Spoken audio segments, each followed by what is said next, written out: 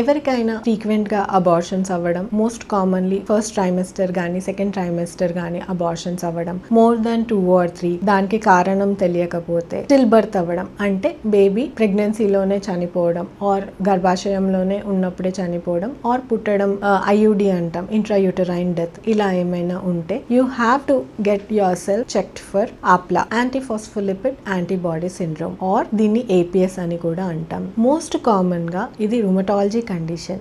దీంట్లో ఏమవుతుంది అంటే మన బాడీలో కొన్ని అబ్నార్మల్ ప్రోటీన్స్ ప్రొడ్యూస్ అవుతాయి. ఆ ప్రోటీన్స్ వల్ల మన బాడీలో బ్లడ్ క్లాట్స్ ఫామ్ అయ్యే టెండెన్సీ ఉంటుంది. అంటే రక్తనాళాల్లో, ఆర్టరీస్లో కానీ వెయిన్స్లో కానీ స్మాల్ బ్లడ్ క్లాట్స్ అవ్వడం వల్ల మనకి ఇదే బ్లడ్ క్లాట్స్ చాలా చిన్నగా మనం ప్రెగ్నెంట్ అయినప్పుడు మన బేబీకి సప్లై చేసే ఆర్టరీస్లో కానీ క్లాట్స్ అవుతాయి. బ్లడ్ సప్లై ఆగిపోయి ఫ్రీక్వెంట్గా అబార్షన్స్ అవుతాయి ఆర్ బేబీ డెత్ అవుతూ ఉంటుంది.